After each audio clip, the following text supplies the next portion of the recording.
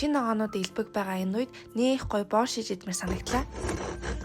Бүх хэрэгтэй материалуудаа цуглуулж авсны дараа одоо гол ажилдаа орцгоё. Хүмүүс ногоонуудаа нарийнхан урт ирчдэг бол би луун хүрэн банжи хоёроо чорктод ичгээр надад гоё санагдаад идгийг. Байцаагаа аль болох нарийнхан ирч хэрэгтэй.